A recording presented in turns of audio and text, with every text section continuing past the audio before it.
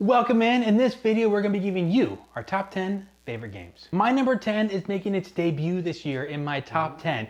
Now, interestingly enough, it's a game that I have played for more than a year.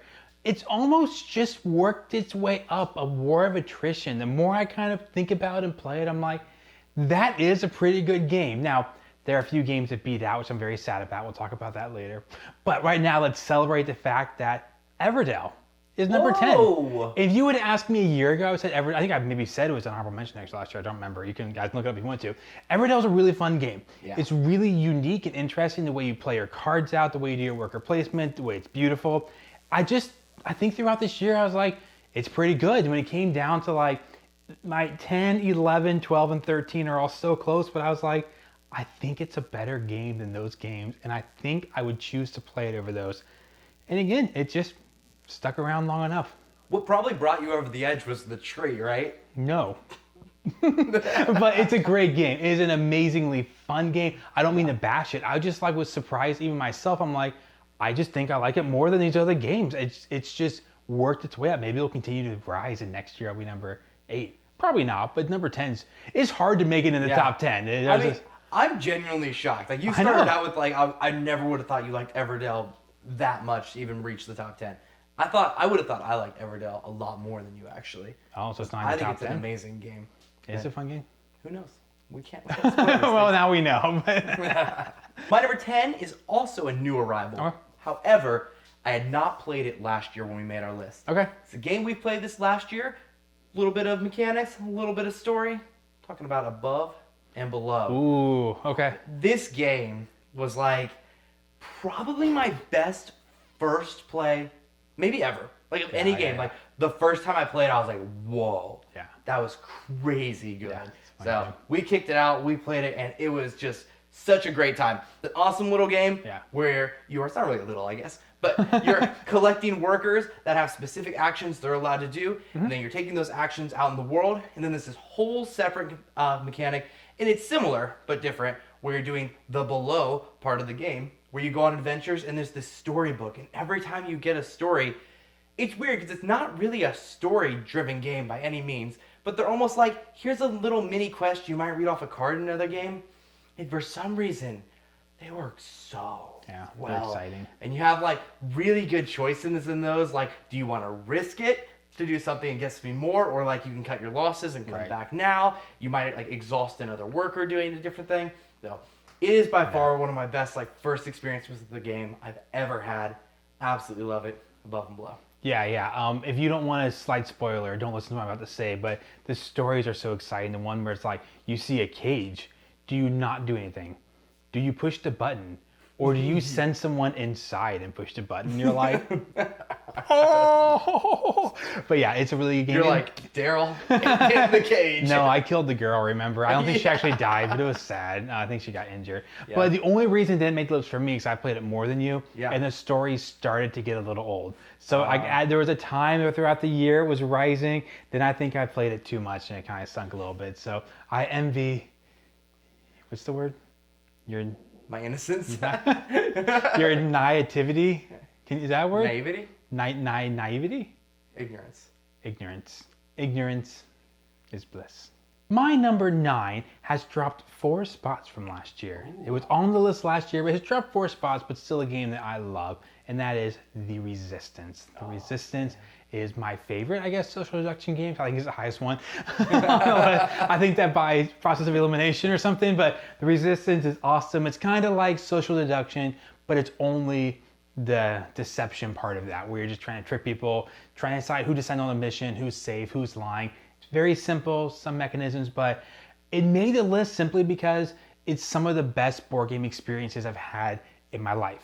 Any game, some of the most just overt fun I was having in a game. So even though it maybe isn't as interesting as some games mechanically, even though I haven't even played it as much recently, still some of those great experiences. If when someone says you had the right group, want to play Resistance right now, I'd be like, yeah, let's play Resistance right now. I mean, it's the middle of the night, no one else is awake, but if someone wanted to play it right now, I'd be so down for it. So the Resistance has dropped. It was 5 last year, but still, it's in the top 10. Great game.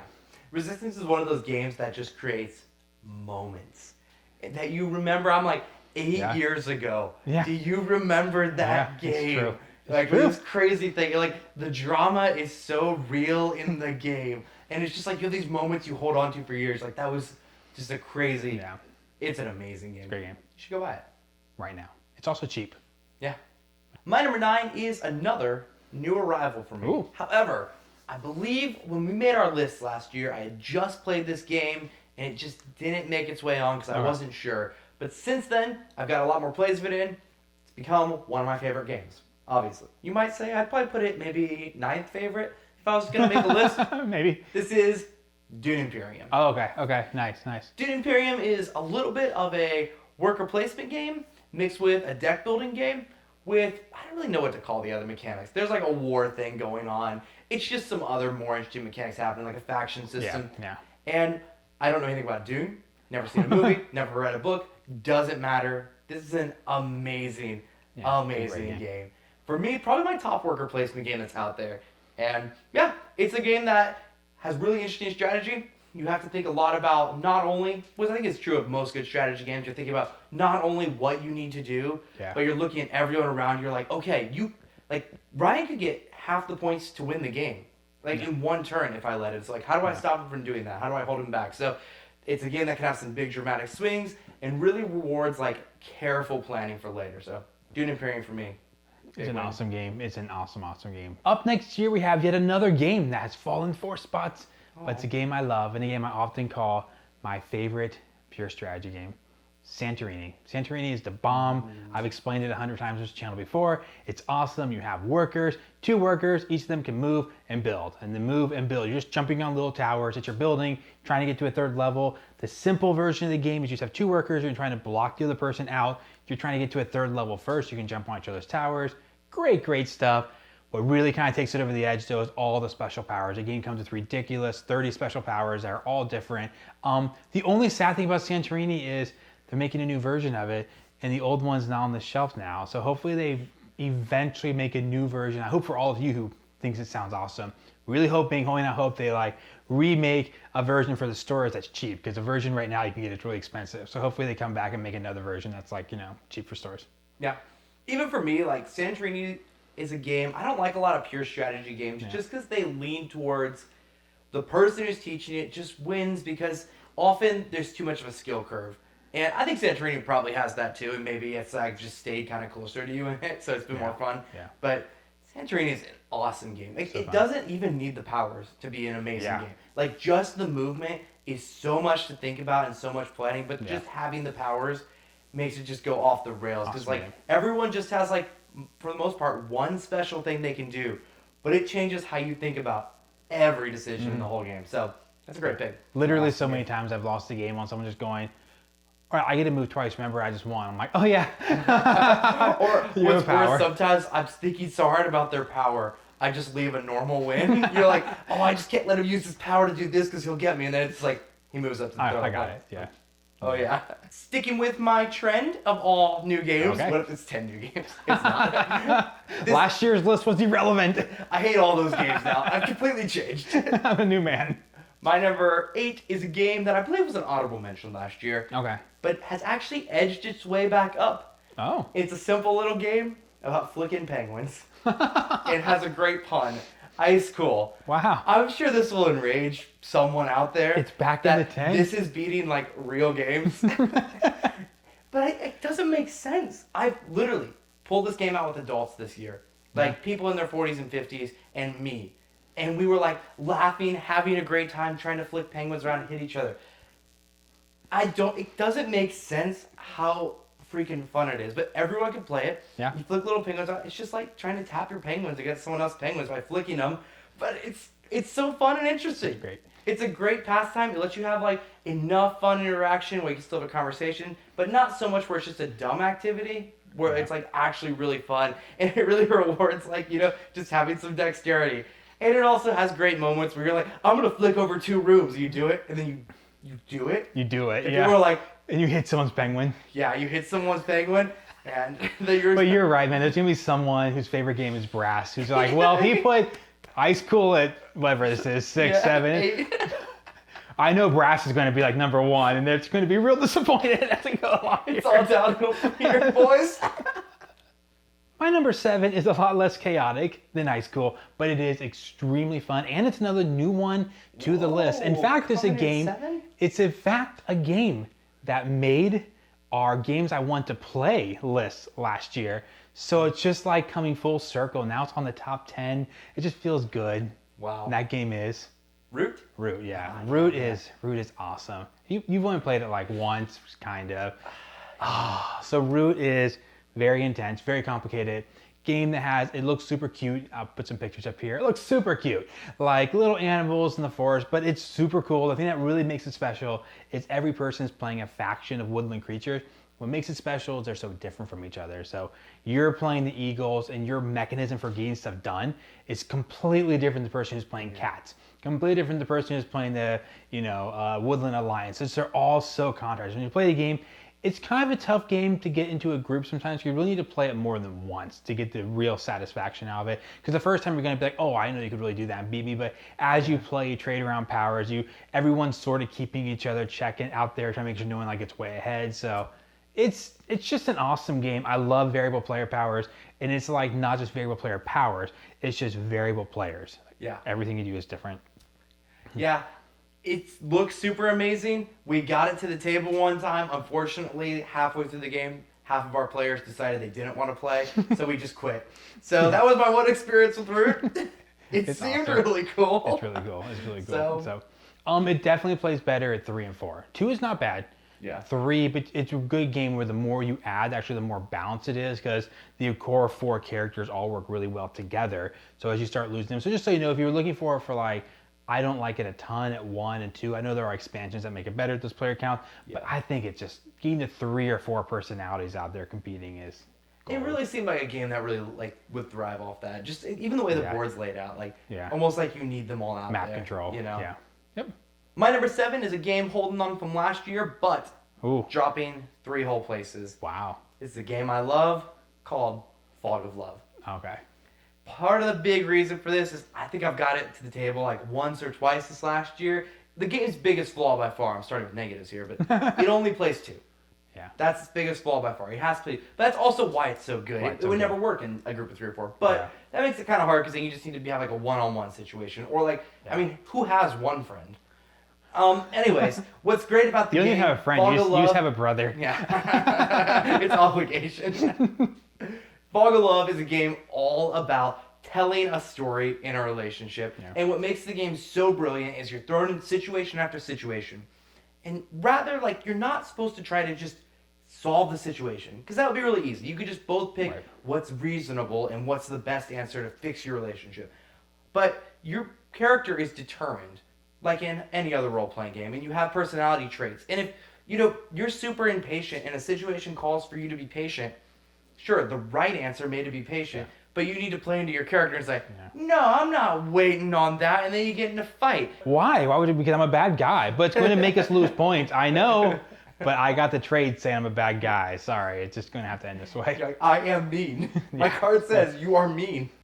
My next game is another new addition to the list, and you might think I'm messing with you if you paid attention to other videos. I put out a top cooperative games list, and I'm pretty sure this game did not even make my top 5, but I'm pretty sure I mentioned it as a game when I made this video. I played this new cooperative game. I think it might be one of my favorites. I just don't know yet, and since that time I've got to play it more. And today, what number is it? 6, Spirit Island. Number 6. Spirit Island is a killer game. So remember when I filmed this top 10 cooperative games, I was like, I just sort of started this new one. I think it's going to be better than almost all these other ones, but I just didn't feel comfortable because I hadn't really played enough. But the more I play this game, it just gets better and better. And I know it's complicated, and I've heard people say it's really complicated, but it doesn't seem that bad. It's a game that once you know how to play, which I know you can say with every game, but it gets really smooth. And like I can almost remember how to play it now, and I haven't played it for like a little bit. I can just take it out, play it pretty quickly, but it's so cool. You're on an island. The island is being attacked by invaders, and you're like the spirits of the island trying to defend it. And you don't really overtly just like play like kill opponent card for the most part. You're trying to like manipulate the natives of the island. Not manipulate, that sounds bad. You're the bad guys too.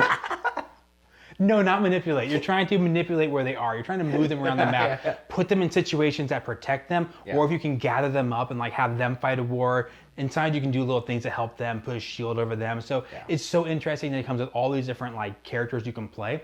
And each one has all these different powers, and some of them are more defensive, so you help defend the people of the land. Some of them are like more aggressive to the opponent. So it's a really cool game. Again, higher on the complexity, but as far as this type of cooperative game, it's the best cooperative game for me. In defense of the complexity, though, I think by the end of the one game I played of this, we weren't looking at the rulebook, and I felt super comfortable playing it. Whereas another game I love, Robinson Crusoe, I played that game a lot. I'll still pull out the rulebook on every single play. So don't want to miss something because it's just really meticulous to play a game like that. So I think it's pretty playable for a game that has so much going on. But yeah, it's an incredible game. I've just got to play it one time, but for me, love it too. Yeah, it's great. I played it a lot, and it's supposedly complicated, but you're like, yeah, we place these things here, they expand out here, we do this. And I don't know, I think it's not that bad. Agreed. If you think it's hard, you're wrong. You're just not very smart. I just got really mean there. That's your trait. You should. It was Foggle Up. It's a joke. Okay, go on to your next one. Quick. My number 6 has also fallen 3 places like my last one. So they were in the same order last year, but they've both taken a little tumble down the scale. This is the great, the massive, the humongous, the recently received sequel, Gloomhaven. Oh, all right. Gloomhaven's a great game. Yeah. Played Dungeons and Dragons. It's like pre-made Dungeons and Dragons in a box. This is a lot different than that mechanically, but it's a role-playing game where you go on different missions, different dungeon crawls with your party, and you fight monsters. It's got a really cool way, rather than having like loose powers and controls, like if you're playing Dungeons and Dragons where you have a lot of different things, you just have a deck of cards and you pick a top action and a bottom action, which leads to some really interesting ways you get combinations. Because also, most of your best cards will be slower moves, and you might want to use a faster move to do better in combat. So there's that whole element, which is really solid on its own, and then there's the whole world element to the game, where you're interacting with stories that are continuing and have different plot threads. There's side quests. You can do things to improve Gloomhaven and your city, and yeah, it's a great game. It's destined to probably keep dropping though every year, right? Probably, because I will, by its nature, finish it and stop playing it. So it's a game that will eventually tumble. It's always hard to know with a game like this. Like, should it even be on the list anyways? Because I can't play it with anyone except the people I'm playing it with. So does it even belong on a list like this? That's hard to determine. But for me, I've had a lot of fun playing it still this last year. So it's still good enough to make my number 6. Does it have a dungeon crawl element? Yes. So it doesn't deserve to be on the list. Get out. We are halfway there. And my number 5 is actually a game that has fallen 3 spots. But nothing wrong with the game. This game is absolutely... Shut up. This game is absolutely amazing. The only reason it's fallen is it came on last year. Way too hot. Like, I think I was so excited. And it wasn't like I played it once and ranked it this high. I played it a lot.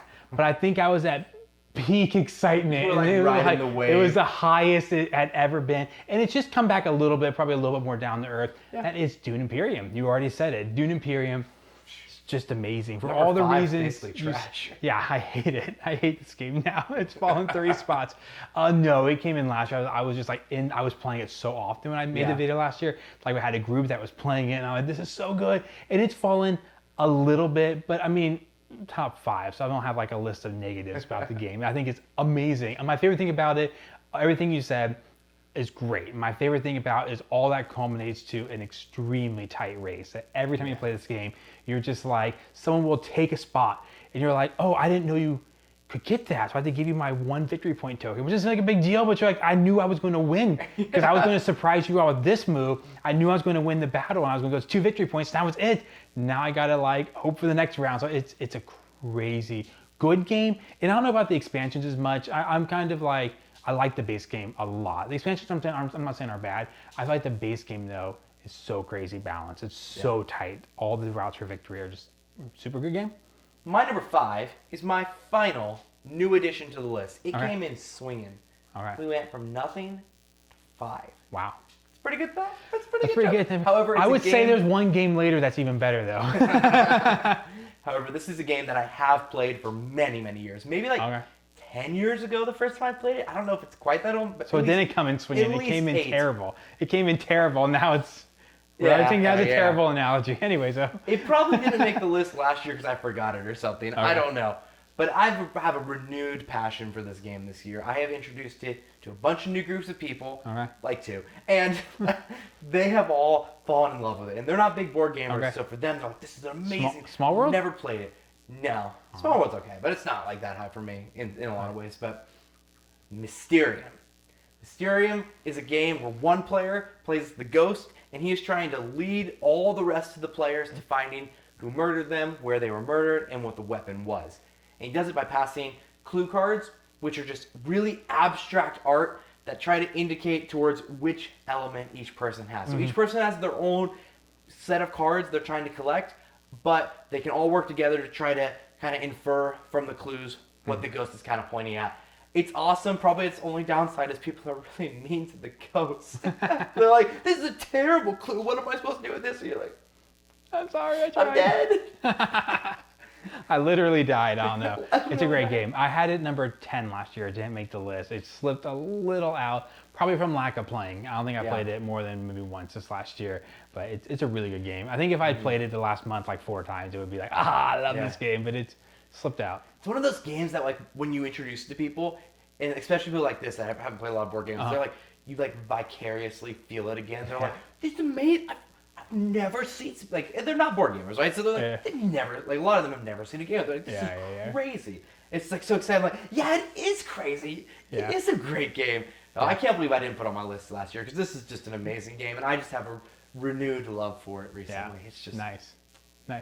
My number 4 is up 2 spots from last year, and it's actually the exact opposite of Dune. Like, I was like not so careful with Dune. I just threw it on there really high and had to drop down.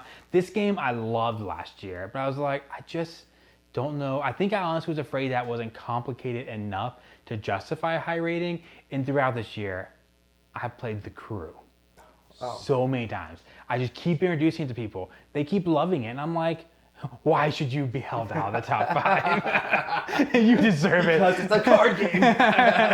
It's amazing. It's amazing. It is amazing. I keep teaching this game. The first one, the second one, they're both really similar. You don't need to own both. Or they're like, they justify if you love them to own both. But they're both great. They're both very similar.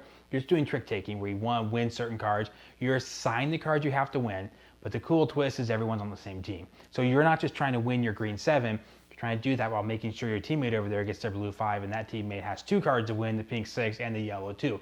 So crazy. Like every single group that learns this game, it's just like, I don't really get it. And after a round or 2, they're like, whoa, this is so cool. So, I mean, like, again, I think last year I was like, this is fun, but maybe it's going to be kind of like up and down. I don't like it because it's like simple. Some simple games you love a lot and then they taper off. And I'm like, I just keep playing it.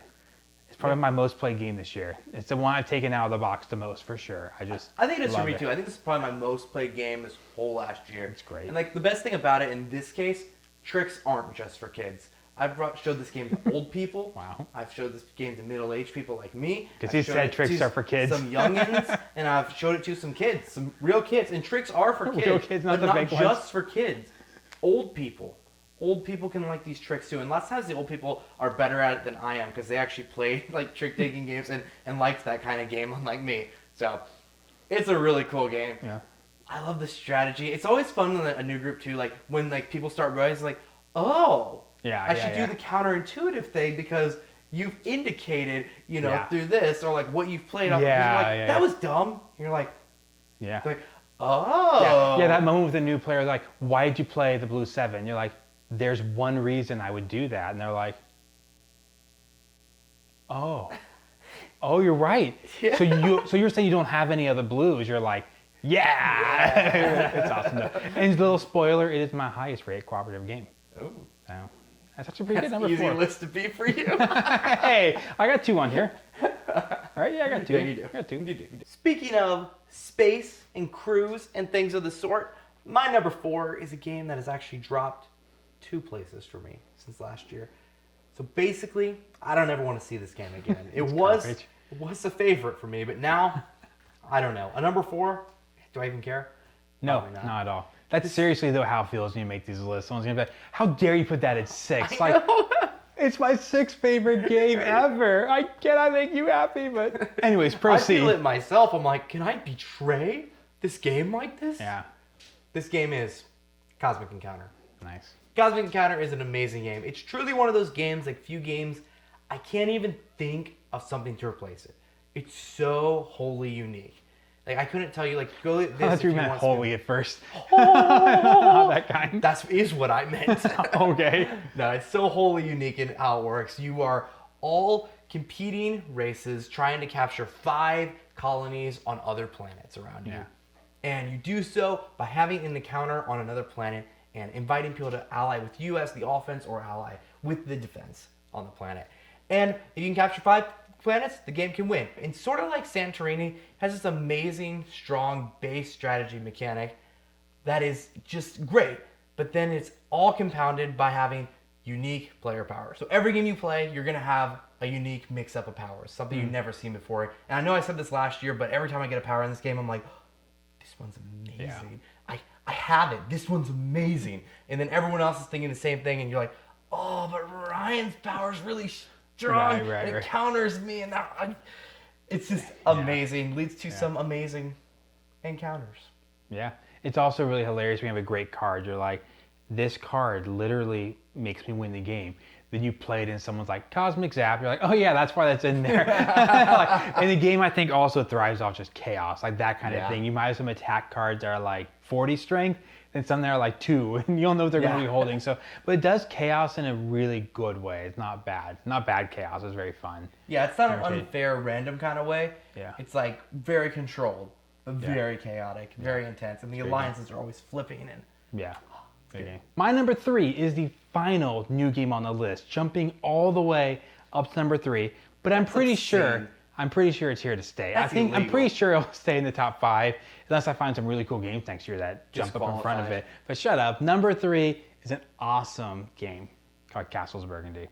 I love Castles of Burgundy. It's such an interesting game where you're drafting some tiles, you put them on your board, and then you take them from your board, you put them in your little city, but all the tiles do different things. So you can go for pastures, which score a certain way, or we can go for the city tiles, which all are like unique. You can go for gold tiles, which tend to be like end game score, special things you can do. You can go for the castle.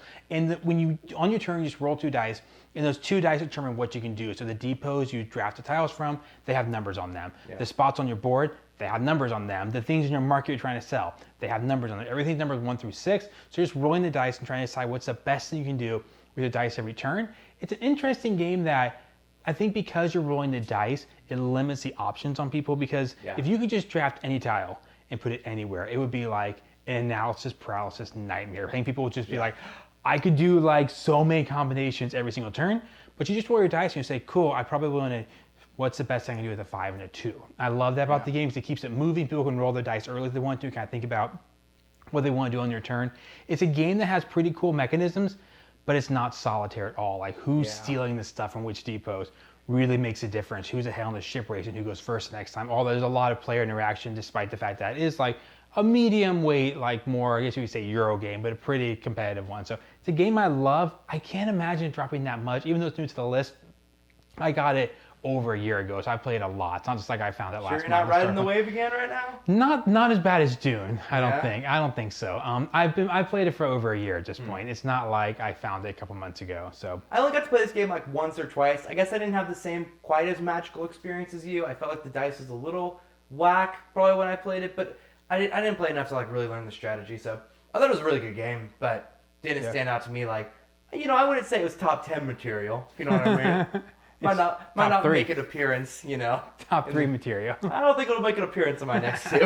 It's a game, it's a little similar to Stone Age. If you played Stone Age, where you play it once, you're like, oh, this seems really random. And then you lose like 400 to 100. You're like, oh, wow, there's a lot going on here. But I will also say I played it about 2 or 3 times, and I was like, I like this pretty well. Then I played it 4 times, I liked it more. Then 5 times, I was like, wow, you're really trying to evaluate when you score.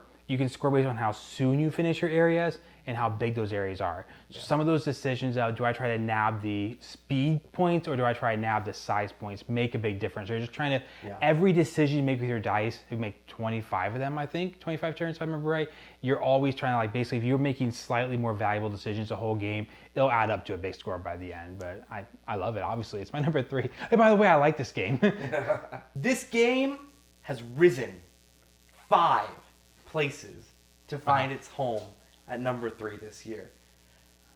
Do you know what it is? Yeah. Ghost Stories. No. It's not Ghost Stories, believe it or not. That's my number 1.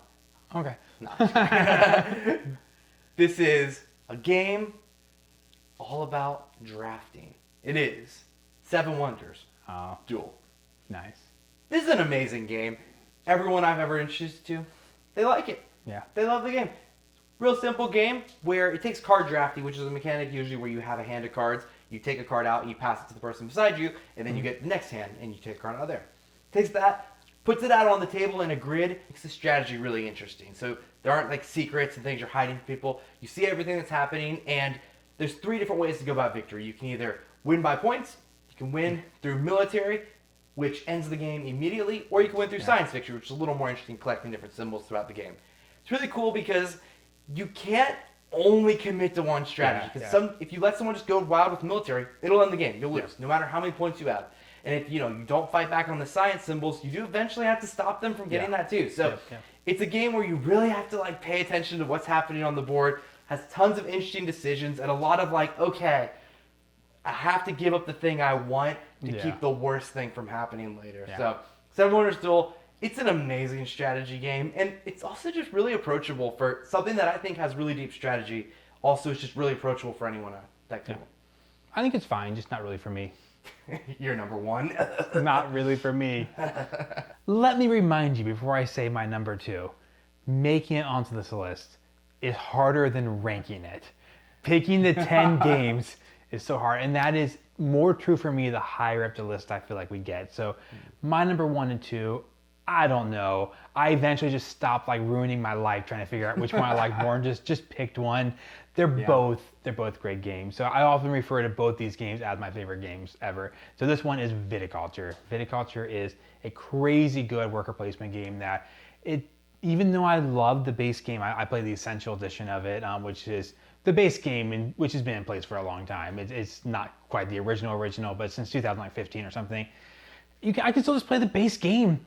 And just love it. Love the strategy. Whoever you compete against, you're just trying to like have your little wine culture, your little like business. You're trying to like plant some grapes, time how you harvest the grapes, time how you fill the orders. And the fact that when you place workers out there, you're blocking each other, just makes that strategy so deep. Sometimes you are like, okay, I know it's going to sound like I'm a big nerd here, but it's really fun because once you play the game a lot, you're like, okay, I know in 3 turns I want to do this.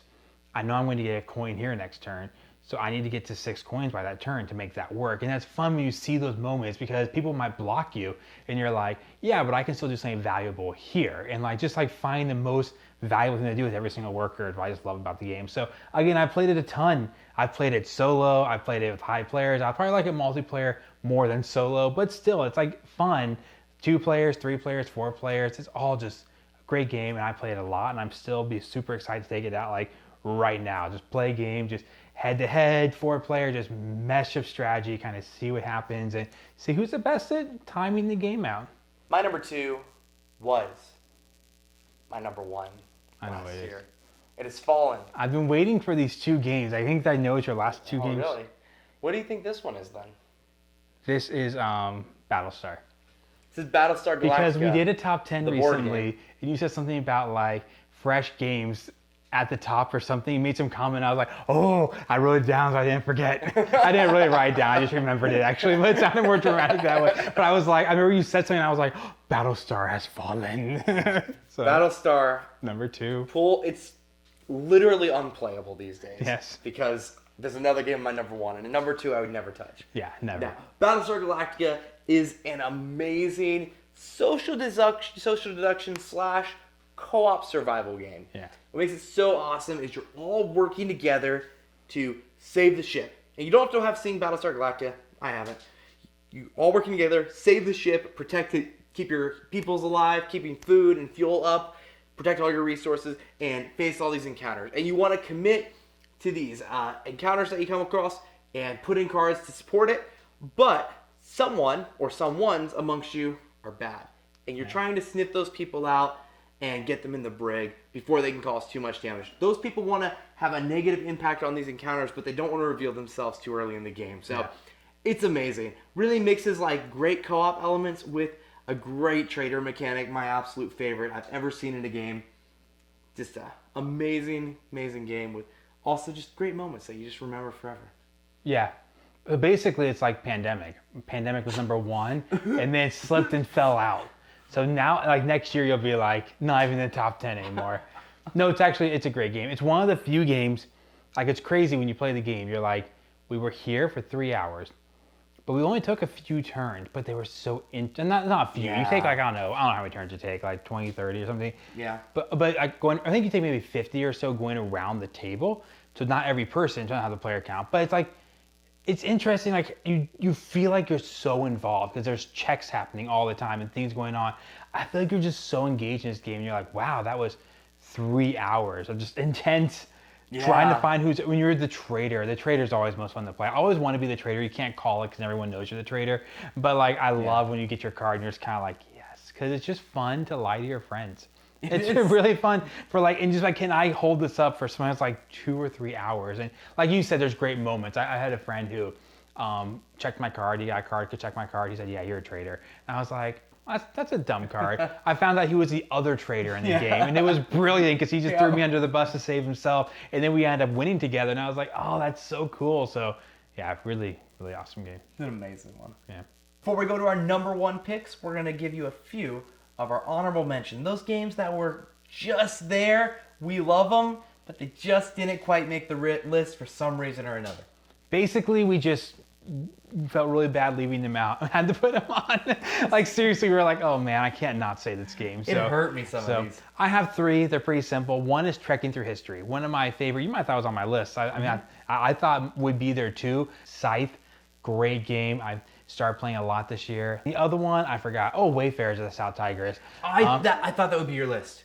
Yeah? When you were playing Wayfarers, you were like talking to me about it every time we talked about games. Like, I really thought, at one point I remember you saying like, I could see this being my favorite game. I think it was one of my favorite new games I found this year. Yeah. The biggest struggle is like getting it played. Yeah. And that's been my hold up. It's just like getting it to the table.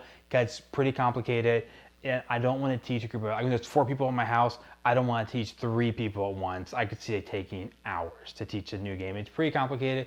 Maybe if I played it more, it would make it up there. I couldn't see a game much above like 8 or 9. I think I liked all the other worker placement games probably more than that. But anyways, I love the 3 games. I feel like we're always so negative. I know. These honorable mentions, they're my 11th favorite game. Compromises. I hate them. They're in the top like 5 or 10% of games I've ever played in my life, but I still hate them because they're not in the top 10. No, these are great games. They would definitely, like, if we did an 11 to 20 list, you'd be like, oh, they were the top of the 11 to 20 category. But yes, I sat down and said, you know what? I think I like Everdell's. That's how Everdell snuck on. I'm like, I compare it to each one of these games.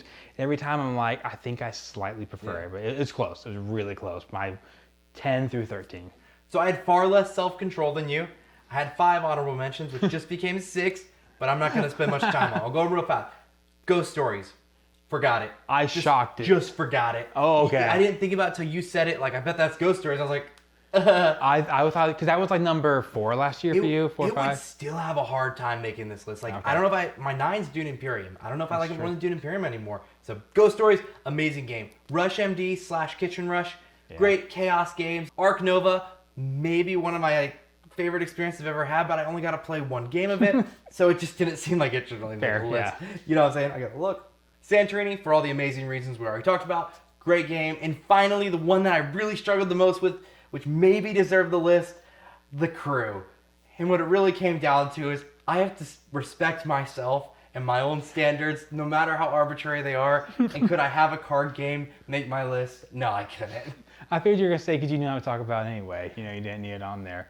Fair. But, yeah. That's what I meant. Yeah, because Ryan was going to talk about it anyway. Yes, I yes, didn't be feel positive. the need to represent. Be positive. Be positive here. My number 1 is the one game on my list. that did not move. It didn't go up, it didn't go down, it wasn't added, and that is Seven Wonders Duel. Seven Wonders Duel is still just great.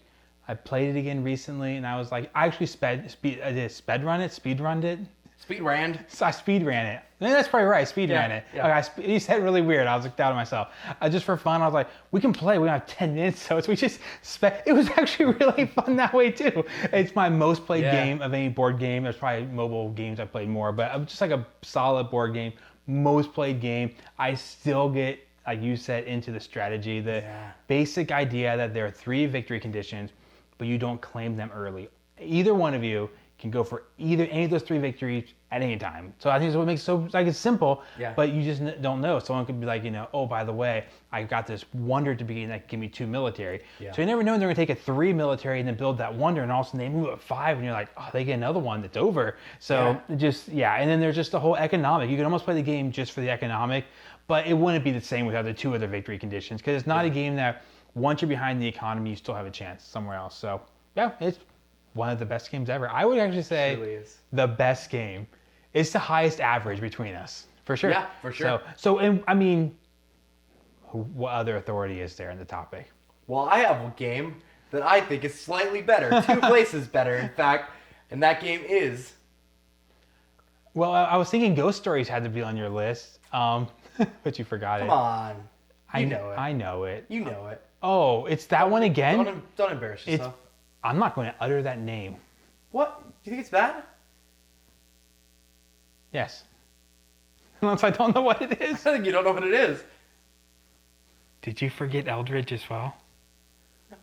So it's not Eldridge? No. I have no clue what it is. My number 1. Wait, Eldridge fell off? This is breaking news, guys. I have had to deal with so much on this channel dealing with this man and his love for Eldridge. It's a good game. No, it's not. It's not even, it wasn't even in your top 15. Viticulture's trash. Literally nobody likes viticulture. It's not fun. That's not true. But also, Eldridge wasn't even in your top 16 anymore. It's a great game. So I would just say I won this debate. It's a great game. You're admitting it's bad right now. I haven't. Dude, our number 4s are bad. I haven't played it since the last list. Because you don't like it anymore. Because who do I play it with? Nobody else likes it. No one likes it. Is it Robinson Crusoe? No. That fell off too? No, it was another honorable mention. I just had to cut my honorable mentions down. Look. What's your number 1 game? I don't know. The Resistance. Oh. Yeah. Wow. It's amazing. The Resistance. Oh, you haven't said it yet. The greatest social deduction game probably that exists. It's amazing.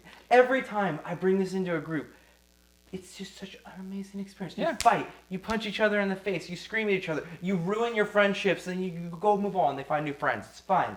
But it is a game all about lying. Yeah. But you have your enemy friends with you, and you're trying to sneak your way onto missions. Yeah. Trying to deceive people and turn people against each other the whole time. I have played it with new people constantly, and it reignited it just like Mysterium for me. I was like, wow. Yeah. Love this game. It is so How many spots fun. was it? Spots was up? 6. And then how much does Seven Wonders move up? Like 5. 5? Okay. Had some big swings here. That's some big swings, yeah. But nothing new. You had that new one come on out of nowhere, but those 2 up 5 and 6. Yeah. So my biggest rises, if you don't count the new games, my biggest rises from last year was only 2 spots. I guess not Viticulture. Crew went up. Sure. Then I had a couple of things that had to drop down severely to make room for the new one. So it's interesting. Like early this year, I made a video of my top 10 new to me games. That had all the games. I basically made the list because all these great games I discovered after I filmed last year's top 10. Yeah. And then I was like, at the time, you're like, all 10 of these are going to be my new top 10. But then as time goes on, it's nice. Things kind of, simmer down. You start compiling and you add a few new ones to the list, and all the games on my list last year that dropped out and weren't mentioned in my list, they were all actually encapsulated by your list or an honorable mention, except Sheriff. Sheriff is a lone game from last year that fell out and didn't even get its name uttered. Eldritch Horror is still an amazing game though. You should get that. Apparently not even in the top 16.